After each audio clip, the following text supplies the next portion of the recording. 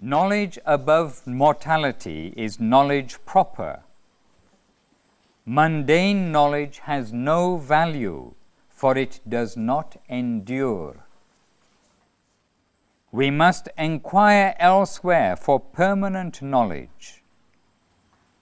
Real knowledge is stable, it has a firm foundation, and Vedic education deals with how to acquire that knowledge. The meaning of the word Veda is know. No rhyme or reason is shown why you should know, and no explanation is given. Simply know. This I want to say something about. So he's saying, means know in the imperative sense of the word. Like know. Like now, hear this. You should hear this, know this, and understand this. So he said, no rhyme or reason is being given. So, as an example, Guru Maharaj will say, in the Vedas, with reference to the Vaman avatar, it says, Adbhutakram, just he of wonderful stride. All the details of that are not given there. That pastime is not described there or anything. Just mentions one way he's known as Adbhutakram, he of wonderful stride, of wonderful movement. It's a sutra-like expression. But where we hear the details are in the Puranas. So this is very interesting because generally we'll take it that Veda, the Rig Veda and Vedas, these are the oldest scriptures in the world. Right? Nothing predates that. Right? So once we were talking to a scholar in Moscow about this, and the conspicuous by its absence in Vedic literature are dates. Right? Sometimes an author will put at the end of a work this, and even in a codified, encrypted way, like Kaviraj Goswami, like Guru Maharaj explained that system. Ratna can mean 5, or like it can be Triratna, Pancharatna, Navaratna. It can mean different things, and they give some date. This work was completed. But what I meant to say is, as I discovered at the book fair in Calcutta once, remember the annual English, well, it was many books, but it's actually one of the largest book fairs in the world. And so I found this book on written by a historian with the way they used to do things in England. If something had like the imprimatur of, Her Royal Highness or the Majesty, it would be put in the beginning of the book if you had been commissioned to do that. And he was a historian writing back to his comrades in England, and he said, the way we approach history is not the way they approach history here. And what he meant by that, or alluded to, was, I had a history teacher, and she said once, the sum total of Western history can be encapsulated in one word, booty. And that means the spoils of having conquered someone. The money, the land, the women, all of these things are what originally constituted that. So if you look at Western history, as I would joke sometimes with Madhupriya Didi, who's Greek, I'd say, her ancestors fought in the Peloponnesian War. But, the boast of heraldry, the pomp of power, all that beauty, all that wealth ever gave, awaits alike the inevitable hour, the paths of glory lead but to the grave. So whether it was the Peloponnesian War, or Ozymandias, Ramsey, this king, that king. It's all a blur to me now and to everybody else. And if you try and if you interview kids on any type of social network about these things, they think it's totally irrelevant to our present situation. They're not so much interested in hearing about these things. We're surprised. Famous world events, as I visit with the teenagers around the world, east and west and north and south, they don't see so much value in remembering these things from long ago.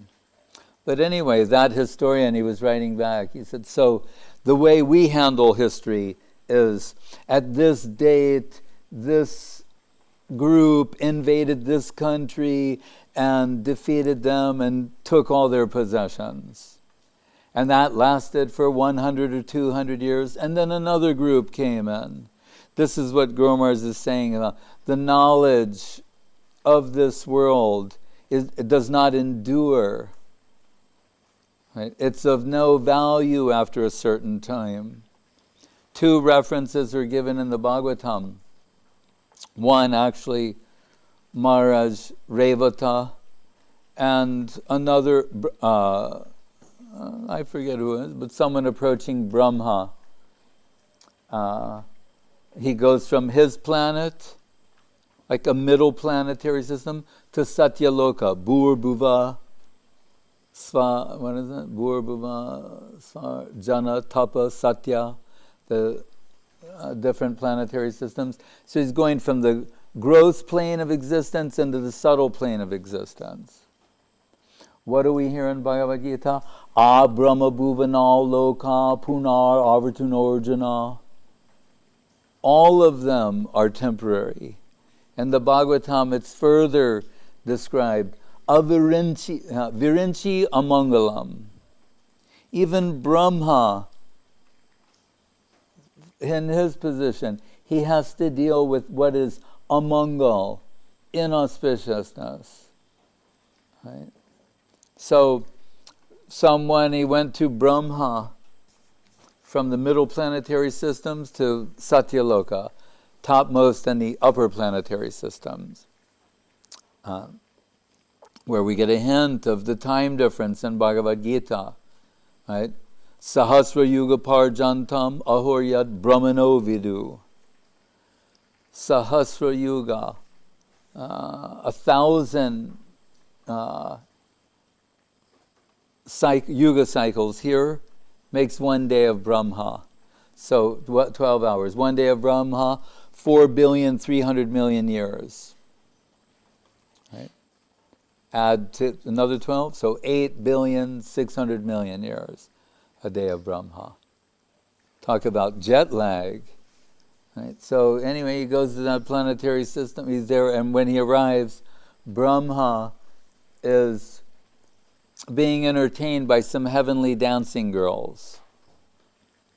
And so he's informed, when the dance is through, then Brahma will see you and answer your questions and address your necessity. 15 minutes or so. You can wait, something. So he waits for 15 minutes. We know from the Brahma Vimohan Leela that it was just a moment when all of this transpired. But that moment was a year of earth. It was Balaram's birthday, so he was absent. He didn't find out till a year later. The Vishwanathan, they're explaining these things, the Bhagavatam commentators, that a year had gone by. Why? The difference. Moment on Brahmaloka, a year here. So in this 15 minutes, then Brahma, at the dance is finished, and Brahma says, oh, forgive me, for neglecting you. How may I help you? And then I said, oh, those people I wanted you to help in those circumstances, that was hundreds of thousands of years ago. It's all gone now.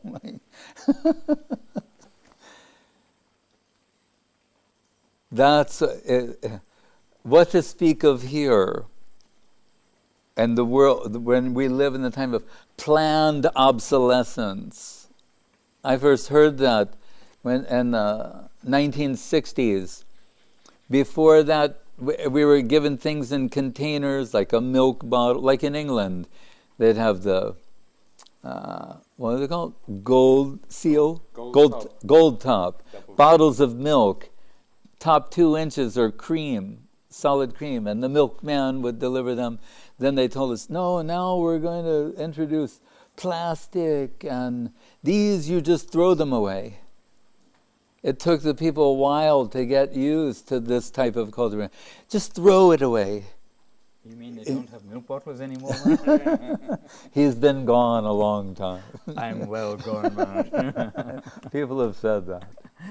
No, so what I mean is, I remember the resistance in the beginning. They thought, no, maybe you can cut it and put some flowers in that. They go, no, you just throw it away.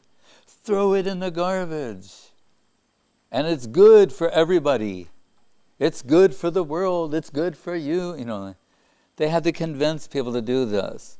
So what do we hear in the Bhagavad Gita? The demoniac, who are lost to themselves, engaged in unbeneficial, horrible works meant to destroy the world. But the real irony is, it's always produced or introduced in the name of being a good thing. It'll be good for good for the world. Then now we have, what did we see in the news? Clusters, ugly clusters of giant clusters of garbage floating in the major oceans of the world. Some of these are big as a country, as big as, the state of Texas, just floating in the ocean. Planned obsolescence, right? The temporal. So people wonder sometimes, well, if these cultures were so advanced, now we have so much technology, and they didn't seem to have that, and they seem on certain levels primitive in comparison because of a difference in emphasis. Like we've heard Prabhupada invoke the aphorism, simple living, high thinking. So the intelligence was used for internal culture, not for external improvement. So we shouldn't be deceived by the simplicity, the relative simplicity of the environment. So Srila Guru Maharaj is saying, try and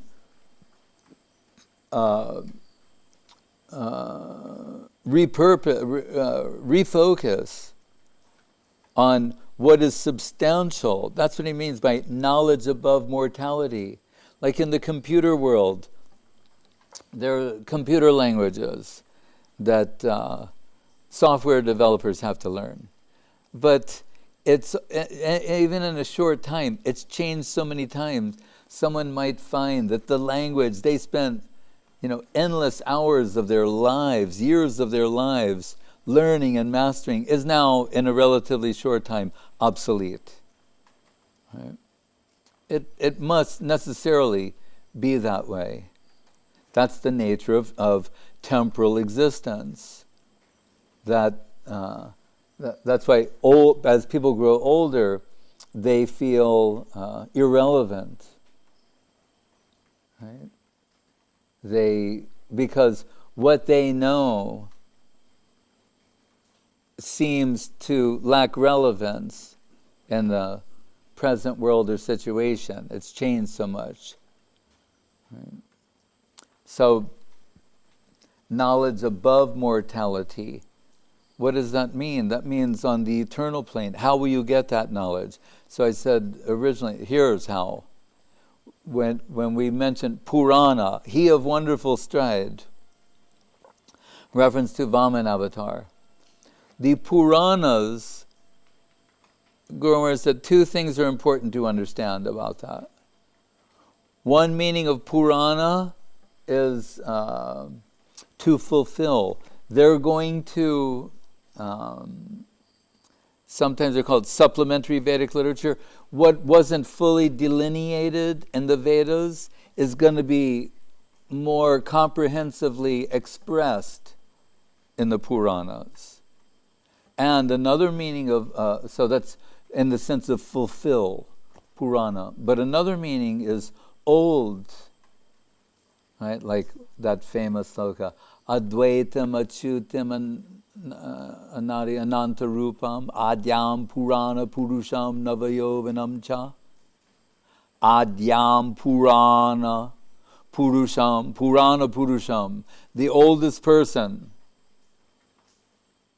Right? If we stick to knowledge in the mortal world, the oldest person, they'll always shine like, the oldest person in the world died today, and it's somebody very old and withered, and maybe they have a long beard or something like that. No, knowledge above mortality. Adyam Purana Purusham Navayovanam Ja. Although he's the oldest person, he's Navayovana. He's eternally youthful and beautiful, ever fresh, ever green. Right? Navakishore. Right? When Mahaprabhu meets Raghupati Upadhyay, in 3 slokas, everything. That's from him. This is what comes from the heart of a devotee. We can, there's so many books to read. There's so many slokas. In 3 slokas, Raghupati Upadhyay is delivering all the goods. Bharabahi Saragrahi, Bhaktivinod's term. We can carry around the weight of all the scriptures. So many books, so many thousands. Mahabharata is 100,000 slokas. Right? Gayatri Bhasa Rupo Sho Vedartha Paribringhita. Right? The Gayatri Bhasya, Gayatri 1, and the Bhagavatam expounding on that. So, when I think, Adyam, so Raghupati Upadhyay, Mahaprabhu says him, what is the best age of Krishna? Saying, Deyam, Bhaya, Kaishorakam, Deyam, Adyo Rasa Raso, Kishore, the eternally fresh youth, not Krishna. So, Purana here means older. In what sense? If the Rig Veda, if the Vedas, they're the oldest known scriptures, why give this attribute Purana? Goswami said in this way, the Puranas have information from previous creations. Think about that. That means they have information that predates the Vedas, which are the oldest and the first scriptures.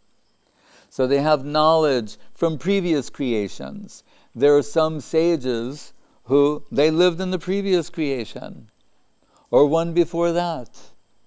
There are many pastimes that have taken place. So they may be telling us, the Puranas, they may have a pastime that occurred in another creation. But Jiva Goswami gives the Kalpado explanation why in the 3rd canto or 2nd canto Srimad Bhagavatam, Varaha avatar is described, and 2 pastimes have been from different times have been combined as one. That's also possible with the Supreme Reality. So, knowledge above mortality, Guru Maharaj is telling us, we want to connect with the eternal plane. That's the whole purpose of revealed truth, of coming in connection with Krishna consciousness. Swalpam apyasya dharmasya trayate mahato bhayat neha bikramanashosti pratyavyo navidyate.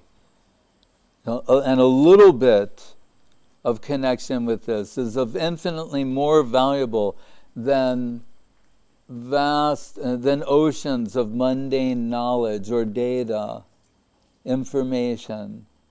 transfer. Right? Yes. So continuing the reading, because doubt is absent in the spiritual plane, no cheating is possible. It is a simple, direct transaction. Know, with K, K-N-O-W, know. In that transcendental plane, everyone is a confidential friend, and they are stainless in their conduct. No cheating tendency is possible there, so there is no suspicion. In another place, he gave an example about that, because ultimately it's the plane of love and affection. He's saying, so if you're actually dealing with the ultimate plane of love and affection, there cannot be any lingering doubts or suspicion.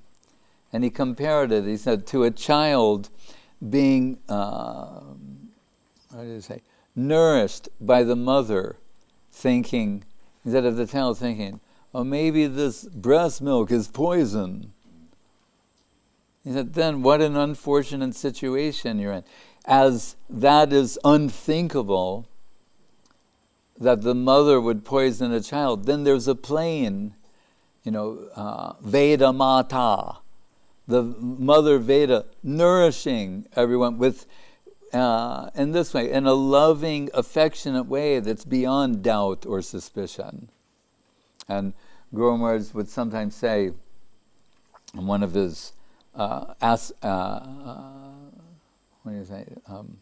aphorisms, suspicion leads to suspension. So he's saying, meaning, it is Shraddha Mayoyam Loka. Kaviraj Goswami defines faith as saying, Shraddha Shabde Vishvasako He Sudridha Nishchoy Krishna Bhakti Koile Sarva Karma Krita Hoy. Right? What is faith? The belief that there is a plane where this type of transaction is taking place. That's what here being described here. Someone can say, "Oh, you're putting too much trust, too much faith." No, that's a fact.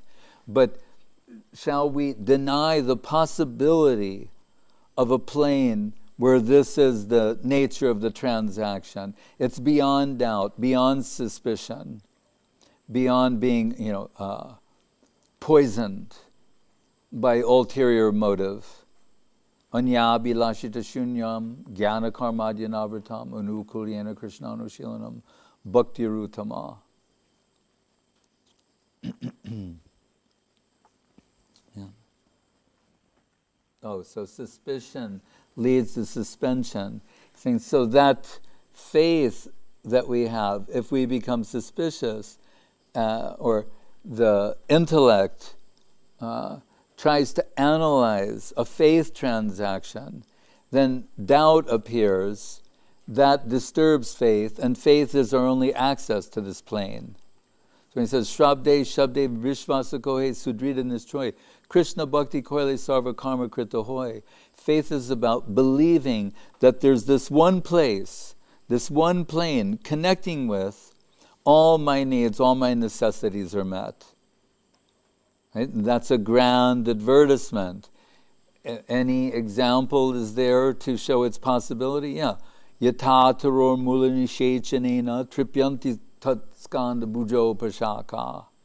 As you pour water on the root of a tree, all the trunk, through the trunk, the branches, the twigs, the leaves are nourished.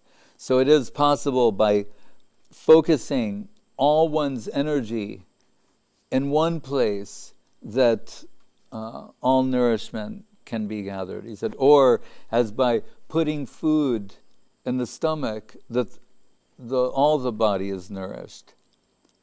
That's the idea. No need to go separately to try and meet our necessities or obligations.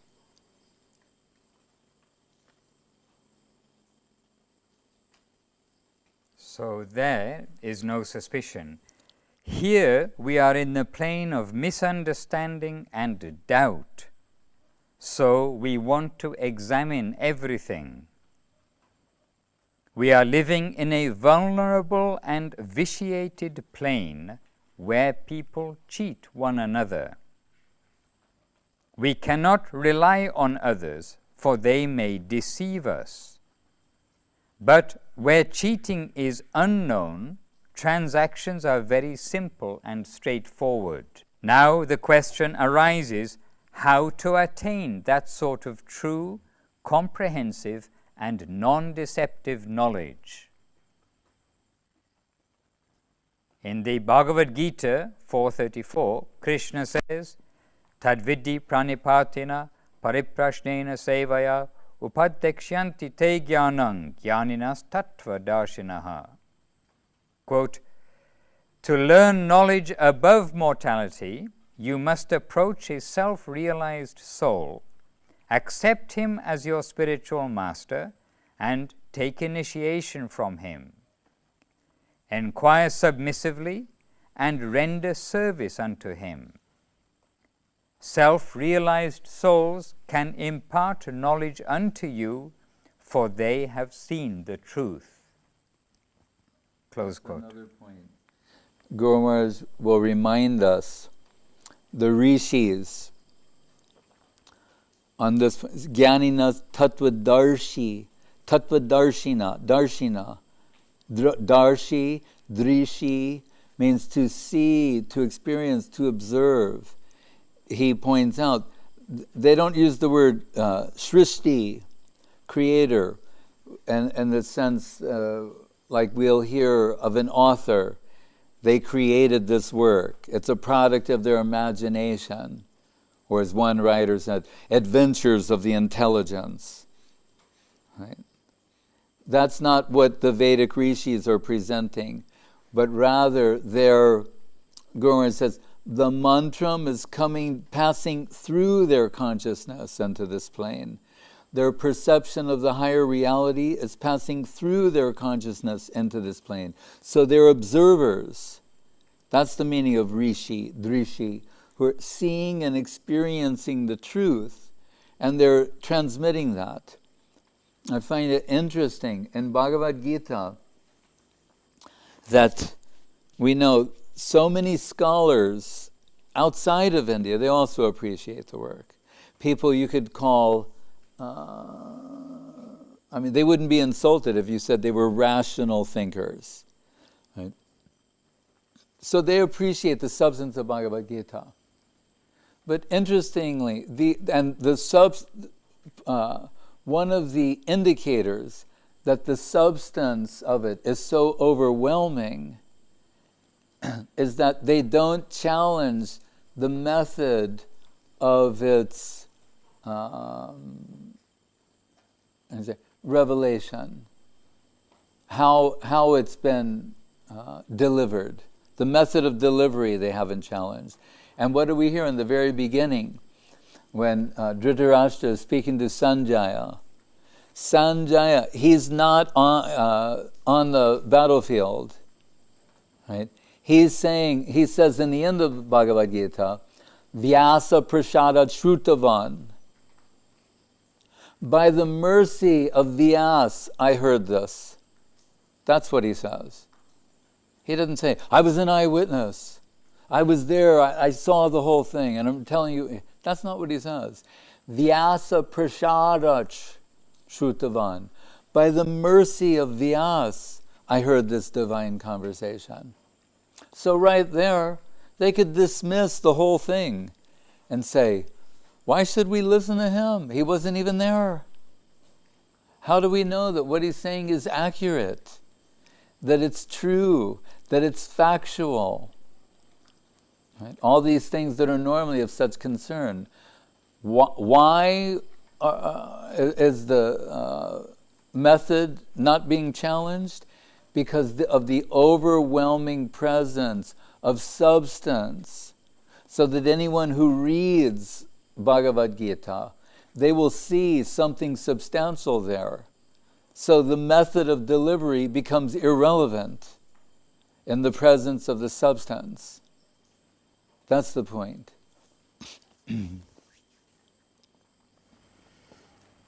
We have to approach the domain of knowledge with self-surrender, honest inquiry, and a serving attitude. We have to approach that plane with the mentality of slavery. Higher knowledge will not serve a person of lower status. If we want perfect knowledge at all, we will have to serve the Supreme Lord. He will use us for His own purpose, and not that we will use Him. We may be subjects in this mundane world, but we will have to become objects to be handled by the super knowledge of that plane. So, in the Western idea, you approach the teacher, you go to the university, wherever, and the idea is to get some knowledge that's going to do what? To serve you. Right? I mean, they say this openly, right? That's the whole idea, that education, it will serve you, it will serve your interests. Right? You'll get a good job, you'll make good money. Good job, good money. Right? And you'll have a good life. La dolce vita. The sweet, good life you'll get. That knowledge is going to deliver this for you. Get an education. Right? That's the idea. Right? That's the Western idea. The Eastern idea is the inversion. If this will be extended to you, this awareness, this consciousness, this understanding, then you, and out of gratitude or appreciation, shall offer yourself in service to that. It's a very different idea. You shall become a servant to that higher knowledge. And servant, again, is a more generous rendering. This word that Guru Maharaj uses, in modern context, people would, be apoplectic. He's saying slavery.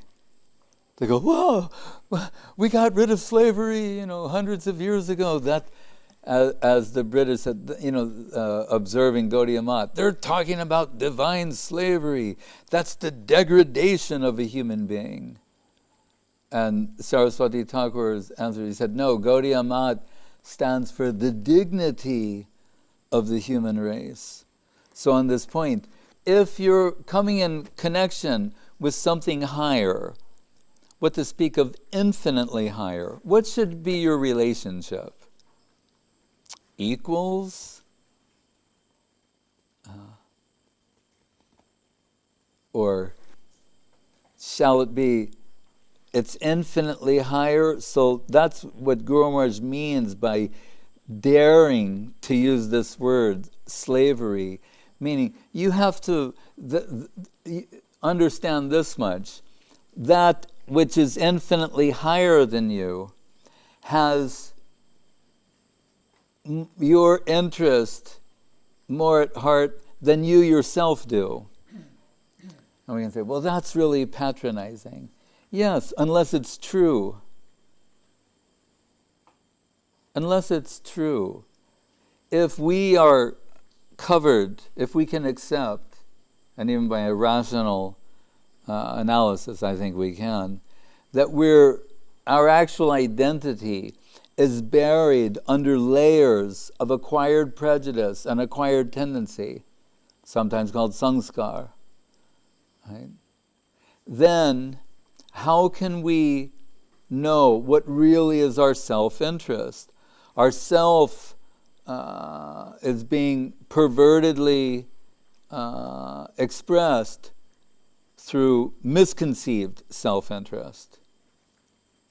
So without discovering all of these layers of acquired prejudice, acquired tendency, how can we really truly know what is in our self-interest? Now we're back to knowledge above mortality. Knowledge beyond acquired interest. Knowledge beyond acquired tendency. That penetrating that, it can awaken one to your actual self-interest. Right? When Mahaprabhu was going through Jarikanda, right, on his way to Vrindavan, we read that the elephants, first he meets a tiger sleeping on the footpath, and what is he kicks the tiger with his foot playfully, then slaps him on the face, and Mahaprabhu's devotees are like, oh no, they're thinking, he's so lost in divine madness, now he's slapping tigers. Not good. But the tiger, the Mahaprabhu, like we have the love tap. This is a prem tap. He taps that tiger and says, chant Hare Krishna. And the tiger, it penetrates the layers and layers of tiger covering, coating, ego, body. That's what it is. It's just the covering of the soul. Mahaprabhu's tap and vibration is so fine. It penetrates all those layers and awakens that tiger, Swarupena Vibhastiti, to his act, Krishnera Nityadas. Jive Swarupai Krishnera Nityadas. Krishnadas. So that tiger begins to dance and take Krishna Nam. He's awakened to that plane. Similar thing happens with Mahaprabhu splashes water on the elephants. Same thing. His affectionate, his affection, his love and affection, in the form of his supreme will to distribute love and affection to them, penetrates these layers. Right? It's only, bhumirapo analo vayu kamano buddhirevacha ahankar. All of these are just coverings. He's penetrating that, awakening the actual self, the actual soul, to its identity and prospect. Right? So, that which is not only higher, but infinitely higher. What shall be the method of our approach? To offer ourselves. But, what is it? Sarva. What does Jiva Goswami say? Dinashraya. Bhajaniya Sarva Sadguna Vishishta. If you appreciate substantially Krishna, not as something abstract, foreign, but actually the correspondent to what the heart is actually searching for. The beauty of the Nama Rupa Guna Lila, the beauty of Krishna, his qualities. Achintya Guna Swarupam, his inconceivably wonderful, enchanting qualities. Then the natural outcome will be to offer oneself in service. That's the compulsion. Not to try to acquire, control, and consume Krishna. Many times Guru Maharaj would say, although Krishna is, he's Rasaraj. There's a famous Bengali sweet called Rasaraj. He's saying he's not like a sweet ball. You just throw in your mouth and then relish all the sweetness. But by offering yourself to Krishna, ye yatam mam prapadyante tam stateva bhajamyaham, then Krishna will reciprocate that. As we told the other day, Guru Maharaj saying, give heart and receive heart. Have a heart-to-heart transaction. Give heart, love and affection to Krishna. What comes back? Infinite love and affection. Although ostensibly saying, reciprocal, that it will be to a reciprocal degree. Your love and affection will be reciprocated. That's on one level, right? In the most general sense. But we find in the Bhagavatam, in the famous sloka in the Gopi Gita, Napareham Niravajasam Bhujam, Krishna tells the Braja Gopis, what you've got in your hearts, I can't reciprocate. It's beyond what I can reciprocate. It's that valuable. Hare Krishna. That's from Krishna himself. He's telling the Braja Gopi. Now I have to break my rule. I said in Bhagavad Gita, Yeyatam mam prapadyante tamstataiva bhajamyaham. But now I see in what you've got in your hearts, I'm not capable of reciprocating that. All I can do is offer myself to you fully. So become the slave of Krishna. What is his response? Krishna becomes the slave of his devotee. Unthinkable, practically unspeakable. But the fact, ahang bhakta paradino hyasvan tantra eva dvija. Although by definition the absolute is for himself and by himself, is independent. But in the presence of devotion, it's as if he loses that. And he becomes dependent on the devotee. Krishna becomes the slave of his devotee. We know Bilva Mangal Thakur, that at one point he was blind. But he's right, Krishna Karnamritam. Srila Gurudev liked to chant these slokas and hear them, sometimes in his final days. If I just say the first line, he'll repeat the whole thing. Give another, first few syllables, he'll repeat the whole thing. Become very happy. But one that he liked very much is just a description of Krishna, the beauty of Krishna. Where it says, Kosturi tilakam lalata palake bhakshastle kostubam nashagre namamoktitam benam kare kankanam sarvanga harichandanam chakalayam kante chamuktavalim gopastri pariveshito vijayate gopala chudamani. He'd always go, Gopala chudamani. So that, so beautiful. Mahaprabhu, we're told, 2 books he collected in South India, right? Brahma Samhita, Karnamritam. And what did he do? When he came back, he shared them with the devotees. Like devotees do. They find some book. They say, this is so beautiful. What's described here, it's so wonderful.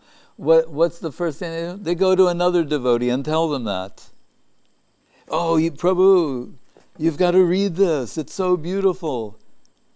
How Krishna is described. And then one devotee would copy, another devotee would copy. We're also continuing that tradition. Really, it's a very beautiful thing.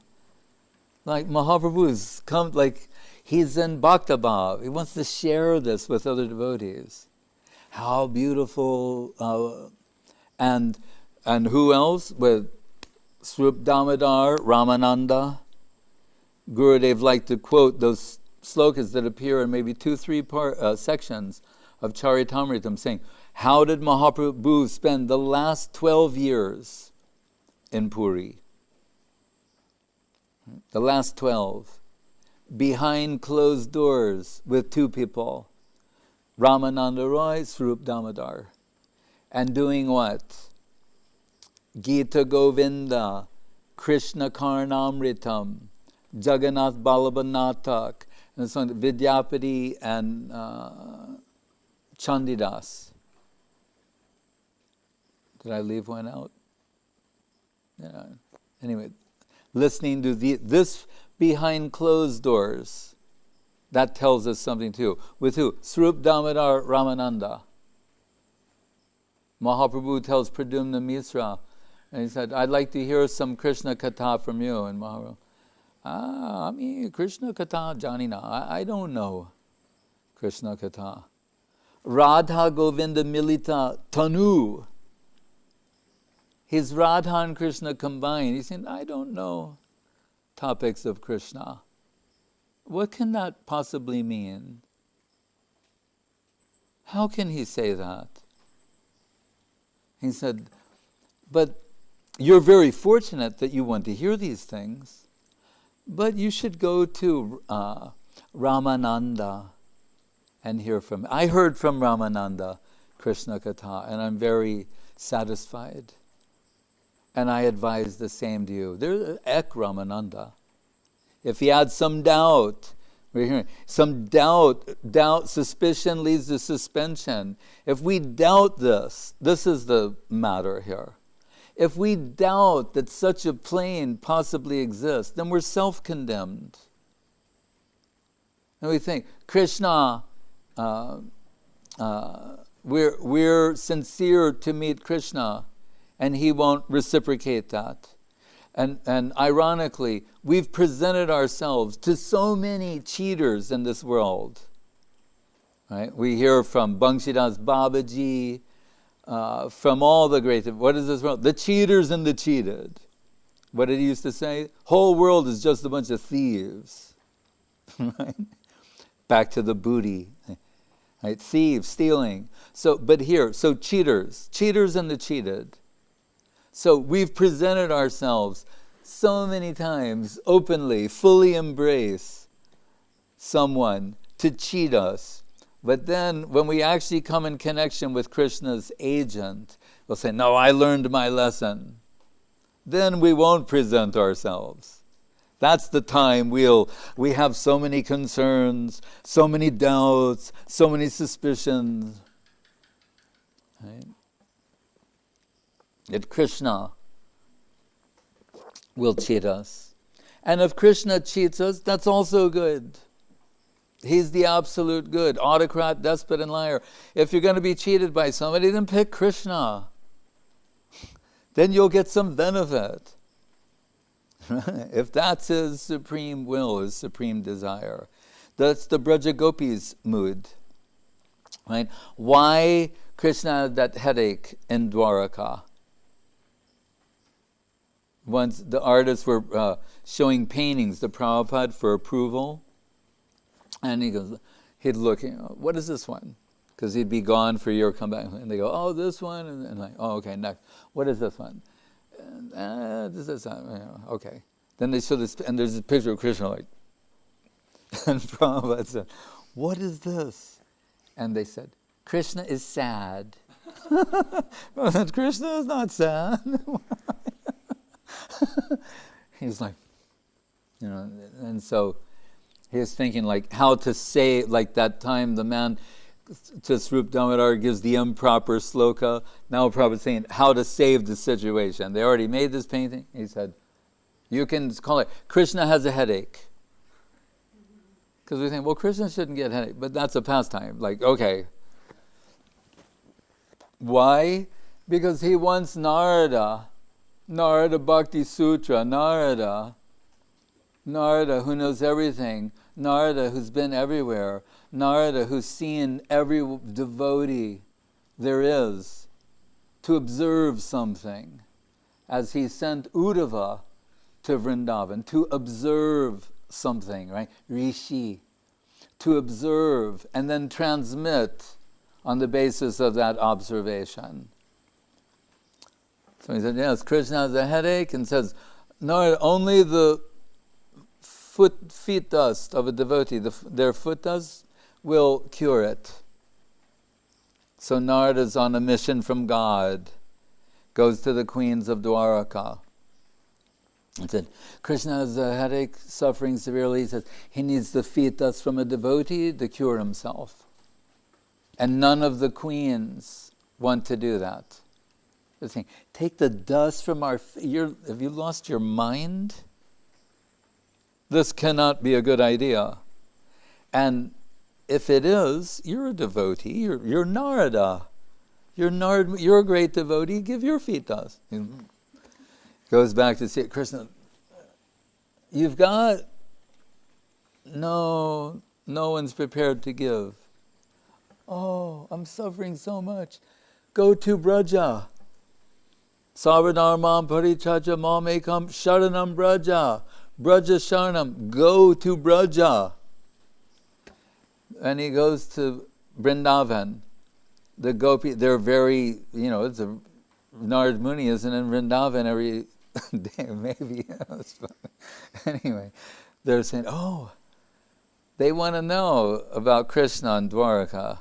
Does he still remember us and our pastimes? They're very simple-hearted village girls. They're thinking, now he's with all these sophisticated women in the big city. Does he ever remember girls like us? That's how they think. They're not thinking, we've been declared as the greatest devotees ever. No, they're very humble. They're the humblest. Does he ever think about us? Or remember or mention us? Anything? No, actually, yeah. But right now, he's suffering like anything. And supreme migraine, and told, the dust from a devotee will cure that. This is what we mean when we're talking about faith and devotion. Leave your intellect at the door, your mind.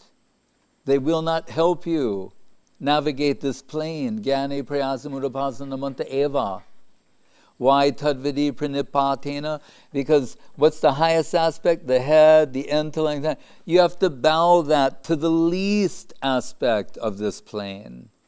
Whatever's considered the highest here, that has to dive down, go to the least aspect of that plane.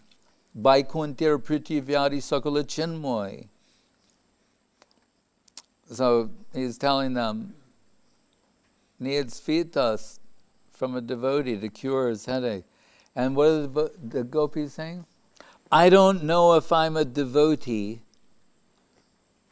but take my feet dust. And if there's some possibility Krishna could be cured from that, I'll be happy. And no, wait, if you're not devotee, and that is a great offense, you'll go to eternal hell from that. And they're saying, yeah, but Krishna, there's some possibility that he will get relief. That's my only concern. If I have to go to hell all right. Narayana parak sarve na kutasthana bibyati svarg apavarg narakeshu tulyartha darshina. When Shiva's sitting with a group of sages and he has Parvati on his lap, imagine that. Or don't imagine it. Right? Some of those sages, they don't have a problem with that. Shiva is divine, Parvati is goddess. He's sitting with her on his lap and they're having spiritual discussion. It's beyond what we're ready to digest, for sure. Right?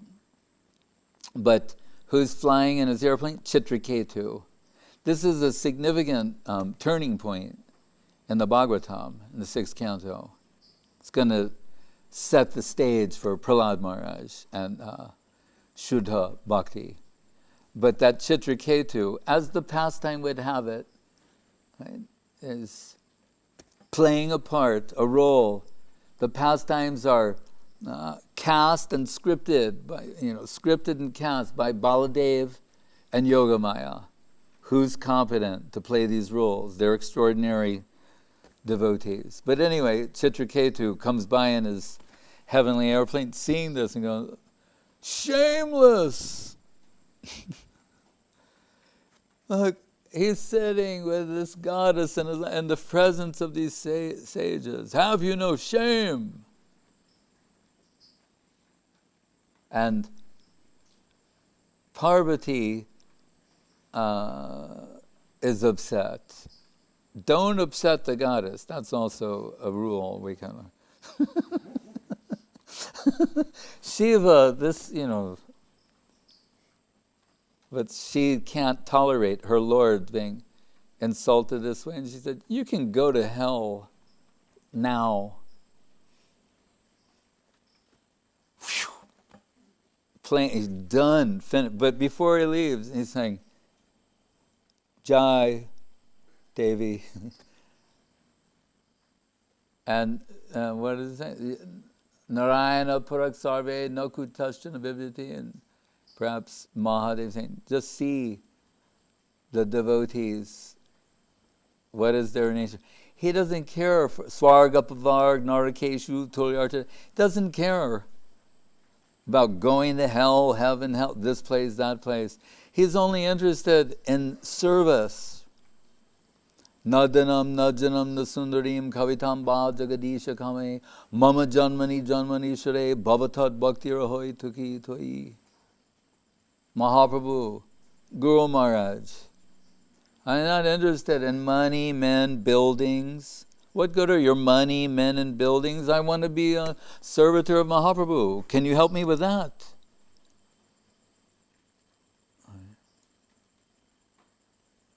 Seva dir.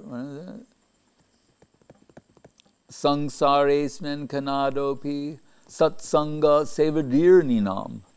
This is the real treasure to be gathered in life and existence. We could be in a plane that's knocked out of the sky. Right? That can happen to anyone at any moment. 1 minute you're reading about it, next minute you're being read about. Right? We should not be deceived by a false sense of security in a world we've just described here in what we're reading and what we're discussing as a moment when compared to eternal time.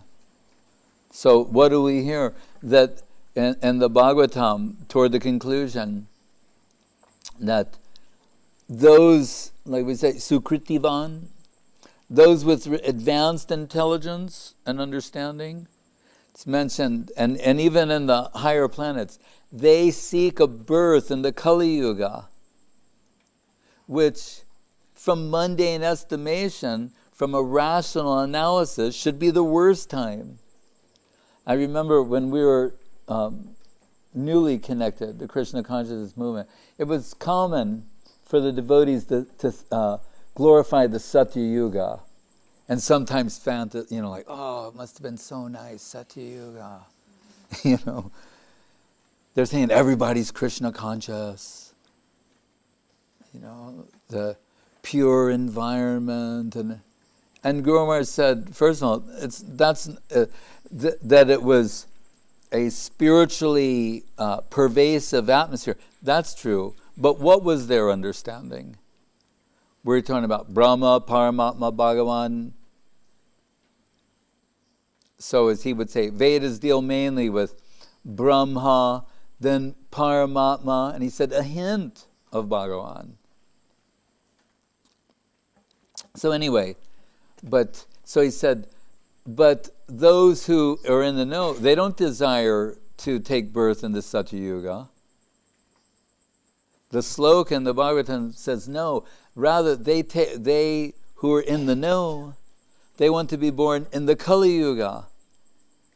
Kalotad Harikirtanat, Krishna Varnam Trisha Krishnam, Sango Pangastra Parshadam, Yagye Sankirtana Praye, Yajanti Hi Sumedasa. This yagya they want to do. They don't want to sit around going, Svaha.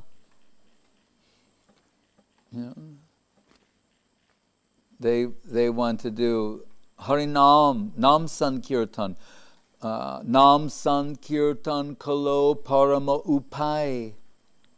You get everything through sound culture, this Krishna Nam. Right? So this opportunity, as Guru said, in this particular Kali Yuga, the king has come to do the work of the magistrate. What does he mean? the magistrate here means Yuga avatar. So there's the Mahaprabhu in every Kali Yuga. But this one, Radha Bhava Duty Subalita, this is, he's giving, in Guru Maharaj's word, express elevator or express train to the goal, special train, no stops. The Bur Bhuva Maharjana Tapasatya, Viroja, Shiva Loka, Vaikunth. He said, special, express, non-stop to the highest position. Golokera Premadana, Harinama Sankirtana. Yata yata Gaurapadara Vinde Vinde Bhaktim Krita Punyarasi Tatat Tatot Sarputi Hridya Kasmat Radha Padambojas Sudamburasi. On that sloka, Guru Maharaj says it once he said, get on the plane in New York, get off in Delhi. So he said, through the gate of Gaur Leela, enter Krishna Leela. Through the gate of Navadvip, enter Vrindavan. What is the Nam Sankirtan? The Sankirtan Mahaprabhu and his devotees, his Parshad, his associates. The Rasa Leela in distribution mode. This is Mahavadanaya Gauranga Mahaprabhu. He can do that. Give the highest thing, bring it down to the very lowest position.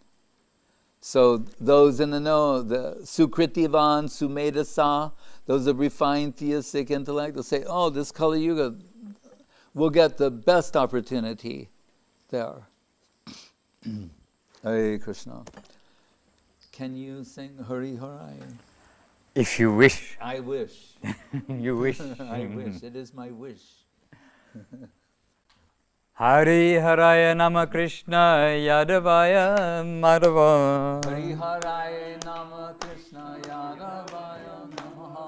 Hari Haraya Nama Krishna Yadavaya Namaha. Hari Haraya Nama Krishna Yadavaya Namaha. Yadavaya Madhavaya Keshavaya Namaha. Yadavaya Madhavaya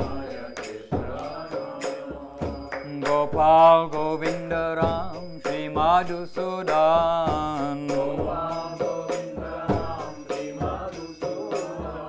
Gopal Govinda Ram Shri Madhusudan.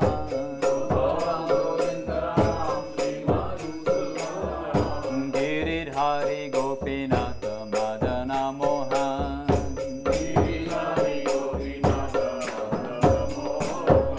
Shri Chaitanya Nityananda Shri Advaita Chandra.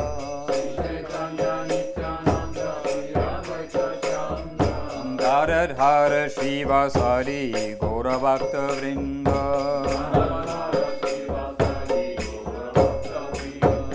Jaya Rupa Sanatana Bhatta Raghunatha.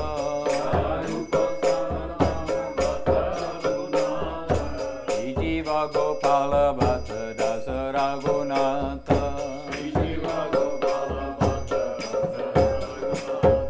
Hey Chai Gosai Gori Charana Bandhan.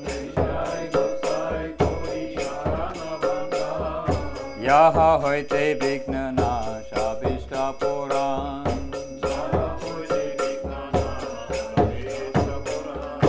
Hey Chai Gosai Dharmu Vitarada.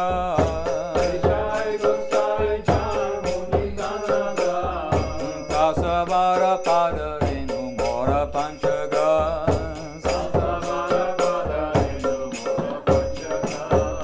Tadera Charan Sevi Bhakta Saneva.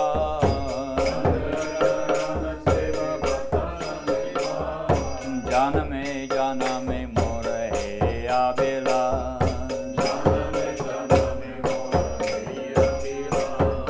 Hey Chai Gosai Jabe Braja Koilaba.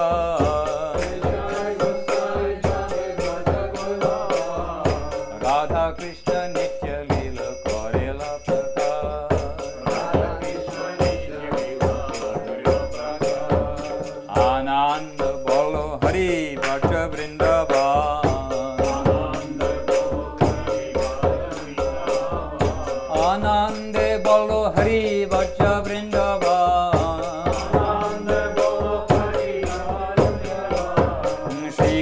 Vaishnava Pade Majaya Ma.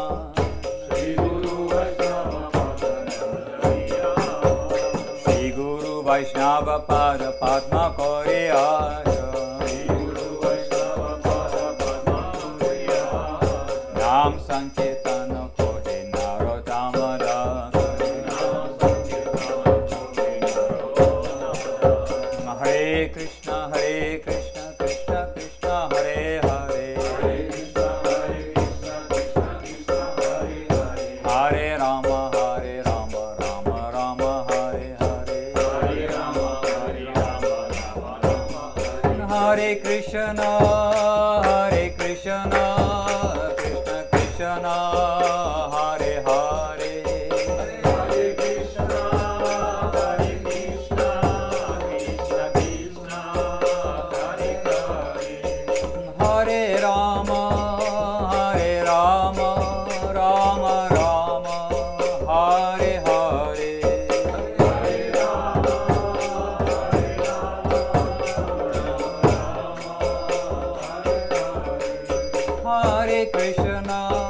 Hare Krishna, Krishna Krishna, Hare Hare. Hare Krishna,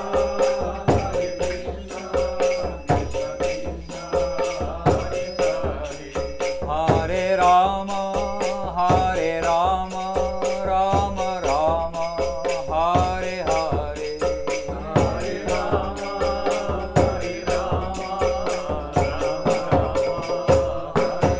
Nitai Gora Hari Bol, Hari Bol, Hari Bol. Nitai Gora Hari Bol.